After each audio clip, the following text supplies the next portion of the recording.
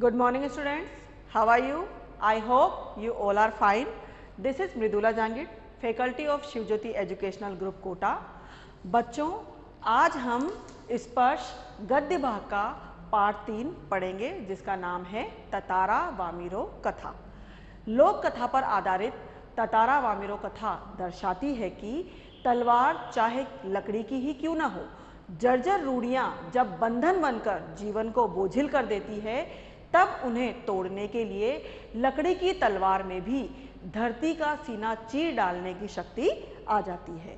बच्चों, अब मैं आपको लेखक परिचय से अवगत कराती हूँ। ततारा वामिरो कथा के लेखक हैं लीलाधर मंडलोई।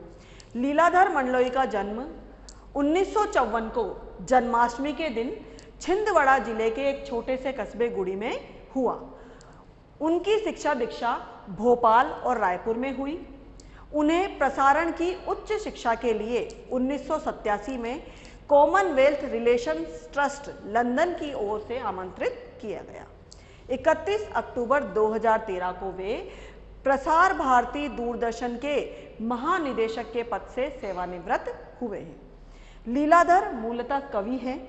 उनकी प्रमुख कृतियां हैं घर घर घूमा, रात बिरात, मगर एक आवाज, ये बदमस्ती तो होगी, देखा अनदेखा, काला पानी, लिखे हुए में दुख, एक बहुत कोमल तान, मनवा बेपरवाह, अंडमान निकोबार की लोक कथाएं, पहाड़ और परी का सपना, चांद पर धब्बा, पेड़ बोलते हैं।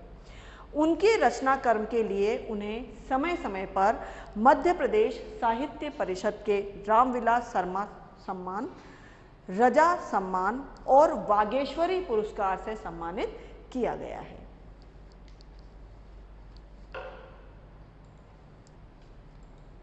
लीलाधर मंडलोई एक सहृदय कवि हैं, अतः उनकी कविताओं में ही नहीं गद्य में भी सरसता और कोमलता दृष्टिगोचर होती है।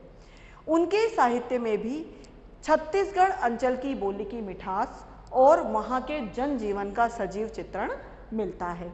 उन्होंने सामान्य जनजीवन का चित्रण किया है।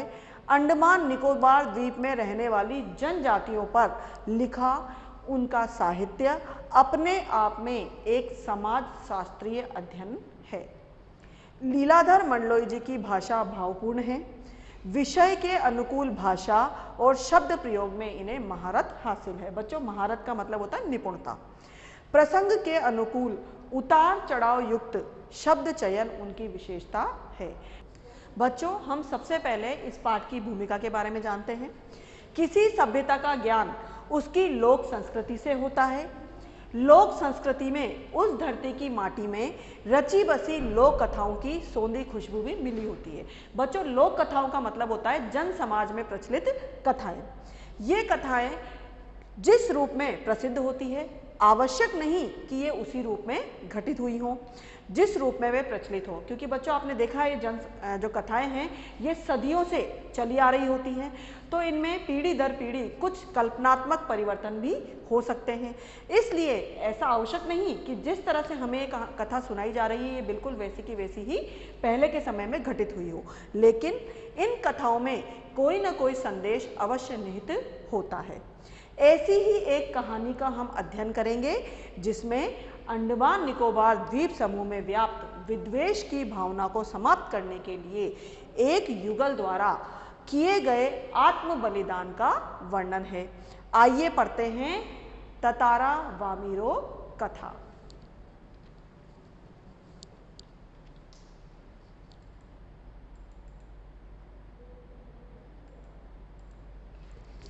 ततारा वामिरो कथा अंडमान निकोबार द्वीप समूह पर प्रचलित लोक विश्वास पर आधारित एक प्रेम कथा है।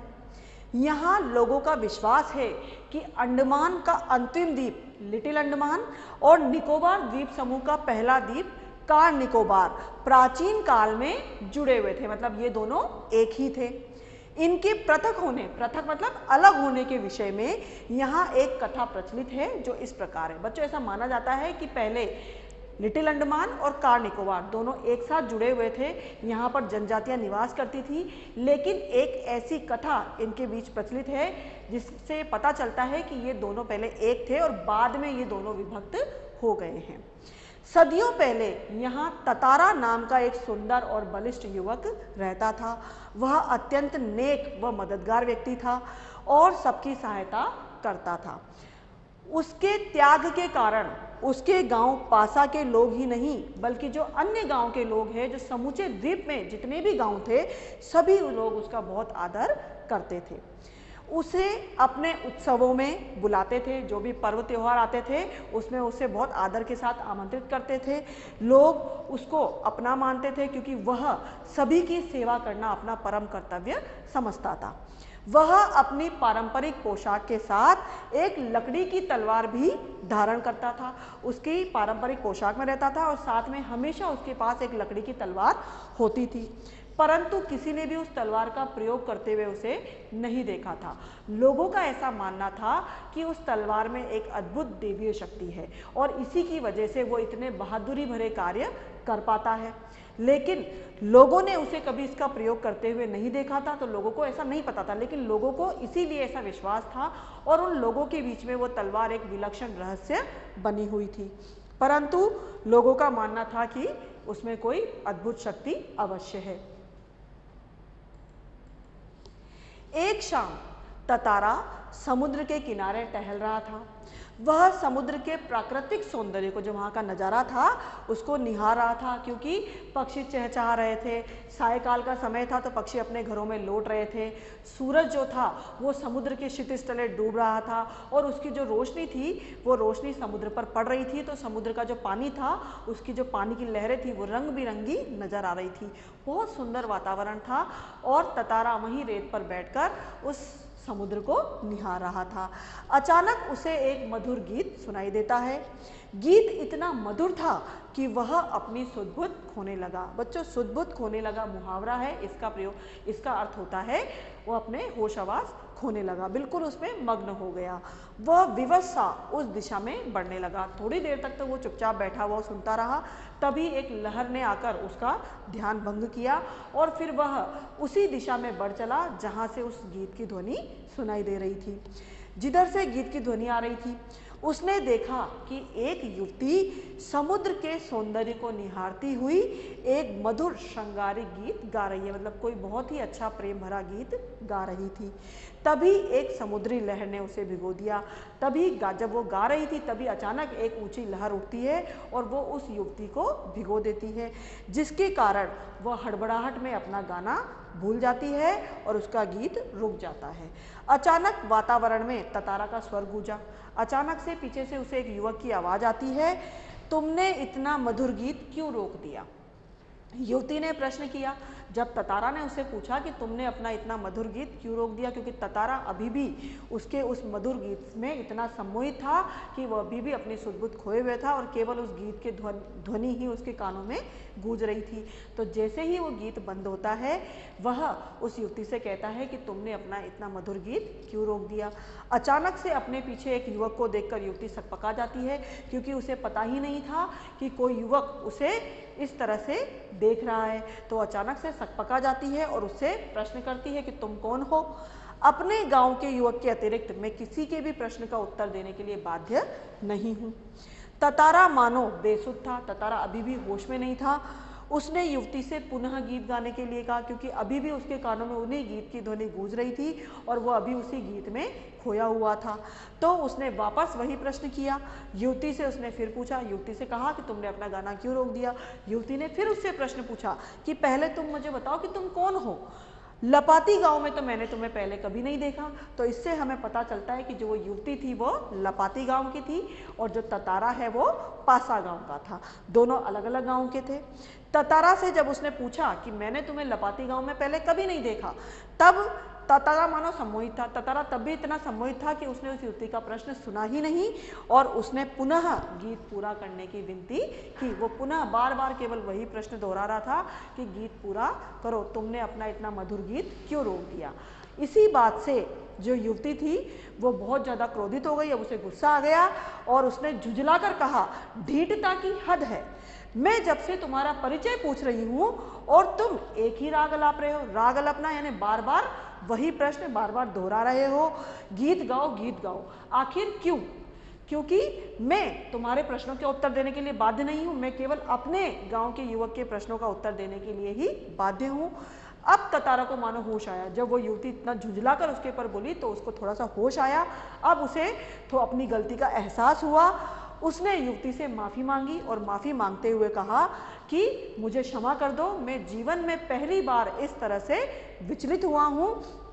उसके पूछने पर युवती ने उसे अपना नाम वामीरो बताया। उसने उसे बहुत बार क्षमा याचना की कि मुझे माफ़ कर दो, मैं तुम्हें इस तरह से परेशान नहीं करूँगा, मैं तुम्हारा रास्ता भी नहीं रोकूंगा, बस तुम मुझे अपना नाम बता दो।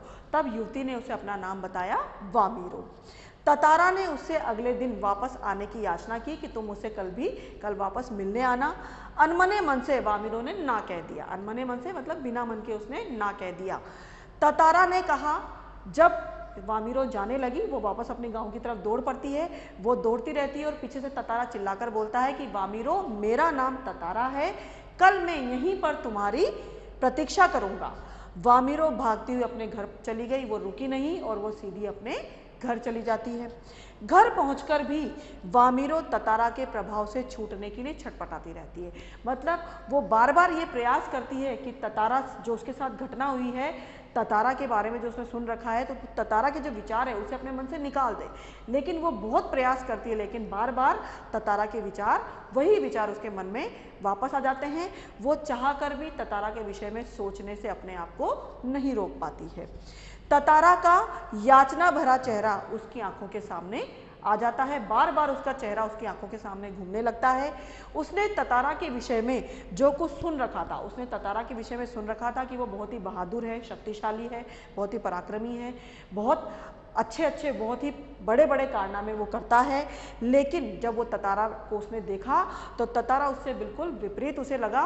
वो बहादुर तो लगा उसे, लेकिन उसके साथ ही वो उसे लगा एकदम भोला, निश्चल और शांत, क्योंकि ततारा उसके सामने एक बिल्कुल ही अलग रूप में आया था। अपने जीवन साथी के विषय में जैसी कल्पना उसने की थी, हर युवती की अपनी अपनी कल्पना होती है जीवन साथी के लिए, तो जैसे कल्पना वामीरो ने अपने जीवन साथी के लिए की थी, ततारा उसे बिल्कुल वैसा ही लगा। परंतु उनके गांव में यह नियम था कि गांव के बाहर विवाह संबंध नहीं हो सकते। मतलब एक गांव का युवक दूसरे गांव की युवती से शादी नहीं कर सकता। ऐसा उस समय बहुत ही सख्त नियम था और कोई भी उस नियम को तोड़ता नहीं था। जो भी उस नियम को तोड़ने का प्रयास करता था तो गांव के जो लोग थे उसको बहुत ज़्यादा बुरा मानते थे, इसलिए इस नियम को कोई भी नहीं तोड़ सकता था। अतः वामीरो ने उसे भूलने का प्रयास करने लगी। वामीरो ने ततारा को भूलना ही उचित समझा, क्योंकि उसे पता था कि उन दोनों का विवाह संभव नहीं है, इसलिए वो बार बार उसे भूलने का प्रयास करने लगी। दोनों के मन में हलचल थी, दोनों ने एक दूसरे को भूलने का प्रयास किया, लेकिन वह उन विचारों को अपने मन से नहीं निकाल पा रही थी। दोनों के मन में हलचल थी। अगली सुबह का एक पल पहाड़ जैसा भारी हो गया था, क्योंकि दोनों ही इंतजार कर रहे थे शाम होने का। ततारा प्रतीक्षारत था मतलब लगातार पूरे दिन से उसकी प्रतीक्षा कर रहा था। बस आस की एक किरण थी जो समुद्र की देह पर डूबती किरणों की तरह कभी भी डूब सकती थी। ये ततारा मन में विचार कर रहा है, क्योंकि ततारा बहुत समय से पहले ही उस समुद्र के किनारे पहुंच गया था। उसके मन में एक उम्मीद थी कि शायद वामीरो आए, लेकिन ये जो उसकी उम्मीद की किरण थी, जिस तरह जो सूरज है वो समुद्र की क्षितिज पर ढल जाता है, उसी तरह हो सकता है कि जो ततारा का जो उम्मीद थी वो भी टूट जाए। तो इसी तरह से वो सोच रहा था कि हो सकता है शायद वामीरो आए या ना आए। उसने वामीरो के गांव लपाती के रास्ते पर निगाह डाली तो उसे नारियल के झुरमुट, नारियल का जो झुंड होता है पेड़ों का, उसके पीछे कोई ऐसी अस्पष्ट आकृति सी नजर आई। लेकिन जैसे जैसे वो आकृति पास आती गई उसे ये पता लग गया कि वह वामीरो ही थी, वो आकृति वामीरो की ही थी। वह घबराहट में छिपते छिपाते हुए आ रही थी, इधर उधर देखते हुए छिपते हुए आ रही थी ताकि कोई उसे देख न ले। दोनों ने एक दूसरे को देखकर ठिठक कर खड़े हो गए। दोनों एक दूसरे के सामने आते हैं और ठिठक कर खड़े हो जाते हैं, मौन और शब्दहीन और निश्चल। वो दोनों बिल्कुल स्थिर एक दूसरे के सामने खड़े रहते हैं, मौन रहते हैं, दोनों एक दूसरे से कुछ नहीं बोलते और चुपचाप बिना कुछ बोले वो वहाँ खड़े रहते हैं। दोनों रोज उसी जगह पहुँचते और मूर्तिवत एक दूसरे को निर्निमेष ताकते रहते हैं। दोनों रोज वहाँ पहुँचते, रोज मिलते, लेकिन दोनों एक दूसरे से एक शब्द भी नहीं कहते। और इसी तरह निर्निमेष, निर्निमेष का मतलब होता है बच्चों बिना पलक झपकाए। इसी तरह से वो दोनों एक दूसरे को देखते रहते। उनके भीतर समर्पण गहराने लगा। दोनों के मन में कुछ चल रहा था, लेकिन दोनों ही मौन होकर एक दूसरे के सामने खड़े रहते थे। लपाती के कुछ युवकों ने, अब दोनों जब एक ही जगह मिलते थे तो लपाती के जो कुछ युवक थे उन दोनों ने उनके उस मूक प्रेम को भांप लिया था, मतलब पहचान लिया था। बात पूरे गांव में फैल गई। ततारा और वामीरो अलग अलग गांव के थे। परंपरा के अनुसार दोनों का विवाह नहीं हो सकता था।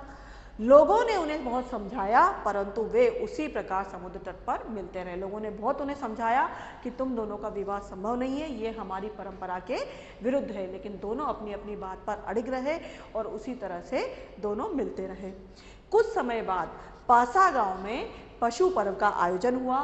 पहले के समय में बच्चों और मनोरंजन के साधन तो होते नहीं थे, इसी तरह के मेले साल में एक बार लगाए जाते थे और इन मेलों में सभी आसपास के जितने भी गांव होते थे सभी गांव के लोग भाग लेते थे। तो इसी तरह से एक पशु पर्व यानी पशु मेले का आयोजन पासा गांव में हर साल होता था। इस पशु पर्व में युवकों का पशुओं से शक्ति प्रदर्शन करवाया जाता था, मतलब शक्ति प्रदर्शन की प्रतियोगिता करवाई जाती थी, जिसमें युवकों और हष्ट पुष्ट पशुओं की आपस में शक्ति का प्रदर्शन किया जाता था। बाद में नृत्य संगीत भी होता था और भोजन आदि का भी प्रबंध किया जाता था। शाम से ही अन्य गांव के लोग वहां जुटने लगे। अब जुटने लगे मतलब इकट्ठे होने लगे। आसपास के सभी गांव के जो लोग थे वो पासा गांव में इकट्ठे होने लगे। ततारा की नज़र वामीरो को ढूंढ रही थी, क्योंकि ततारा का मन उस पर्व में उन सब में नहीं लग रहा था, कार्यक्रम में। वो निरंतर उसकी आंखें वामीरो को ढूंढ रही थी। तभी उसे वामीरो नजर आई। नारियल के पेड़ के झुरमुटों के पीछे उसे वामीरो नजर आई, क्योंकि वो छुप रही थी, उसे डर लग रहा था, इसलिए वो पेड़ के पीछे छुपी हुई थी। ततारा को देखते ही वामीरो रोने लगी, लेकिन जैसे ही उसे नजर आई ततारा उसके पास जाता है और जब वो ततारा को देखती है तो वो बहुत जोर से रोने लग जाती है। उसके रोने की आवाज़ लगातार बढ़ती जा रही थी। वो इतना तेजी से रो रही थी कि उसकी आवाज़ लगातार बढ़ती जा रही थी।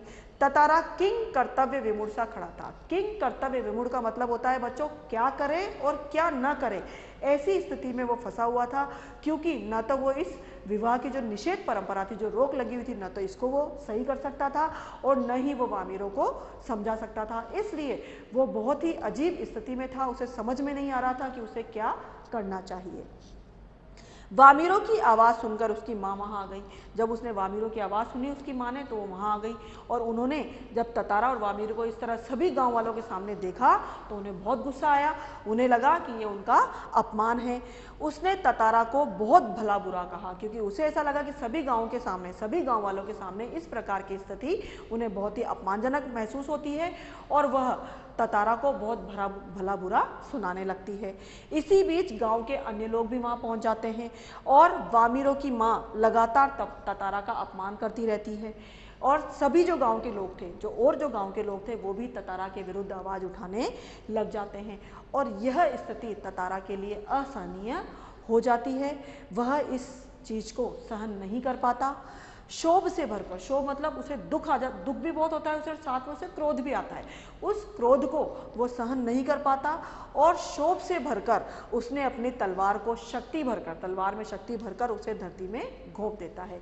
जब उसे कुछ समझ में नहीं आता तो उसका हाथ अपनी लकड़ी की तलवार पर चला जाता है और वो तलवार को निकाल लेता है। जैसे ही वो तलवार निकालता है, वहाँ सब जगह जो लोग उसका विरोध कर रहे थे, इतनी बातें बना रहे थे, वो सब एकदम से शांत हो जाते हैं और वहाँ पूरी तरह से सन्नाटा छा जाता है। और ततारा को कुछ समझ में नहीं आता तो वो उस तलवार में शक्ति भरकर उसे ताकत से धरती में घोंप देता है और पूरी ताकत लगाकर उसको खींचने लगता है। वह तलवार खींचते खींचते दूर तक चला जाता है। वो उसको गुस्सा इतना तेज था कि उसे कुछ समझ में नहीं आ रहा था, बस वो धरती में गड़ी हुई तलवार को ताकत से खींचते हुए दूर तक चलता जाता है। सभी लोग भय से व्याकुल हो जाते हैं, सभी डर जाते हैं, क्योंकि उन्होंने इससे पहले ततारा को कभी भी उस लकड़ी का तलवार का प्रयोग करते नहीं देखा था। पहली बार ततारा ने उस लकड़ी की तलवार का प्रयोग किया था लोगों के सामने। जहां लकीर खिंच गई वहां एक दरार होने लगती है और अचानक क्या होता है, जहां जहां वो लकीर खिंचती जाती है तलवार से, वहां वहां धरती दो टुकड़ों में विभक्त होने लग जाती है, वहां पर धरती फटने लग जाती है। एक गड़गड़ाहट के साथ धरती दो टुकड़ों में बढ़ जाती है। ततारा एक ओर होता है और वामीरो दूसरी ओर, और ततारा उस तलवार से लकीर खींचते हुए धरती के अंतिम सिरे पर पहुंच जाता है, और जैसे ही वो पहुंचता है धरती दो टुकड़ों में बढ़ जाती है, गड़गड़ाहट के साथ धरती फटने लग जाती है। अब जब ततारा खींचता, जब धरती को जब अलग करता है, जब धरती फटने लगती है, तो ततारा एक तरफ होता है और वामीरो दूसरी तरफ। वामीरो और अन्य जो गांव के लोग होते हैं वो दूसरी तरफ होते हैं। वामीरो की करुण चीख सुनकर ततारा को मानो होश आता है, परंतु तब तक बहुत देर हो चुकी होती है, क्योंकि धरती पूरी तरह से फट जाती है, वो चाहकर भी दूसरी तरफ नहीं आ पाता। ततारा को होश आता है तो वो प्रयास भी करता है, दूसरी तरफ आने का प्रयास करता है, लेकिन उसका हाथ फिसल जाता है और वह फिसलते फिसलते जो दूसरा सिरा है धरती का वहाँ पर पहुँच जाता है, और उस दूसरे द्वीप पर जाकर लहूलुहान होकर पूरी तरह से लहूलुहान हो जाता है, खून में लथपथ हो जाता है और दूसरे सिरे पर जाकर गिर जाता है और धीरे धीरे वो बेहोश हो जाता है। ततारा की तरफ का जो द्वीप होता है वो समुद्र में धीरे धीरे डूबने लगता है और ततारा समुद्र में समा जाता है। उधर जो वामीरो है उसकी स्थिति भी बहुत खराब हो जाती है। वामीरो पागल के समान हो जाती है, पागल हो जाती है, वो खाना पीना छोड़ देती है। हर समय ततारा को खोजती हुई वो उसी स्थान पर पहुंच जाती है जहां पर दोनों अलग हुए थे और घंटों वहां पर बैठी रहती है। उसने खाना पीना छोड़ दिया और एक दिन वो अचानक से कहीं गायब हो जाती है। लोग जो हैं उसको ढूंढने का बहुत प्रयास करते हैं, लेकिन उसका कोई सुराग नहीं मिल पाता है, मतलब लोगों को वो नहीं मिल पाती है, लोगों को ये नहीं पता चलता है कि वो कहाँ गई। आज न ततारा और वामीरो दोनों नहीं है, न तो आज ततारा है न ही आज वामीरो है, परंतु उनकी जो ये प्रेम कहानी है वो आज भी घर घर में सुनाई जाती है। निकोबारियों का ये विश्वास है कि कार निकोबार के जो टुकड़े हुए, पहले लिटिल अंडमान और कार निकोबार दोनों को एक ही माना जाता था, और लोगों का ये विश्वास है कि कार निकोबार के जो टुकड़े हुए हैं, जो टुकड़ा जिसमें ततारा बह गया था, वही आज दूसरा टुकड़ा लिटिल अंडमान है, मतलब वो द्वीप जो अलग हुआ है वो आज लिटिल अंडमान है। ततारा वामीरो की त्यागमयी मृत्यु के बाद निकोबारी लोग दूसरे गांव में भी विवाह संबंध करने लगे। उन्होंने जो आत्म बलिदान दिया उससे विवाह की जो निषेध परंपरा सदियों से चली आ रही थी, उस परंपरा पर रोक लग गई और अब जो वहाँ के लोग थे वो एक दूसरे गांव में भी आपस में वैवाहिक संबंध स्थापित करने लगे। तो इस युगल के आत्म बलिदान से ये प्रथा पूरी तरह से समाप्त हो गई। तो बच्चों ये है ततारा वामीरो कथा का सार। बच्चों यहाँ से प्रश्न बन रहा है कि निकोबार द्वीप समूह के लोगों का इस द्वीप के विभक्त होने के बारे में क्या विश्वास है। तो यहाँ पर इसका उत्तर हम इसी में देख सकते हैं। निकोबारियों का मानना है कि कार निकोबार के जो टुकड़े हुए हैं उसमें से एक टुकड़ा लिटिल अंडमान है, यानी पहले जो दोनों द्वीप एक ही थे, इसमें से जो ततारा की तलवार से जो टुकड़ा विभक्त हुआ है वो है लिटिल अंडमान। अब बच्चों आपके इस पाठ में से बोर्ड में जो महत्वपूर्ण प्रश्न आते हैं मैं उन्हें भी आपको बता देती हूँ। एक प्रश्न है, प्राचीन काल में मनोरंजन और शक्ति प्रदर्शन के लिए किस प्रकार के आयोजन किए जाते थे। ये भी बोर्ड में कई बार पूछा गया है। इसके अलावा दूसरा प्रश्न है, रूढ़ियाँ जब बंधन बन बोझ बनने लगे तो उनका टूट जाना ही अच्छा है, क्यों, स्पष्ट कीजिए। बच्चों ये प्रश्न कई बार बोर्ड के एग्जाम में पूछा गया है। इसके अलावा अगला प्रश्न है, जब कोई राह न सूझी तो क्रोध का शमन करने के लिए उसमें शक्ति भर उसे धरती में घोंप दिया और उसे ताकत से खींचने लगा। बच्चों ये आशय स्पष्ट करो के प्रश्न हैं और ये प्रश्न के रूप में पूछा जाता है और ये मैंने अभी आपको एक्सप्लेन कर दिया है। इसके अलावा मैंने अभी एक स्लाइड में आपको एक्सप्लेन किया था, बस आस की एक किरण थी जो समुद्र की देह पर डूबती हुई किरणों की तरह कभी भी डूब सकती थी। मैंने ये भी एक्सप्लेन किया था। बच्चों ये आशय की पंक्तियां हैं और इनमें से प्रश्न बनते हैं और ये प्रश्न कई बार एग्जाम में पूछे जाते हैं, तो आप इनको अच्छे से तैयार करें। आई होप बच्चों आपको ये पाठ समझ में आया होगा। अब आप इसे अपनी पुस्तक से पूरा पढ़िए और इसका कॉपी वर्क भी करिए और इस पाठ से संबंधित जो भी आपके डाउट हैं वो हम लाइव डाउट सेशन में डिस्कस करेंगे। ठीक है बच्चों, टेक केयर, घर में रहिए, सुरक्षित रहिए, धन्यवाद।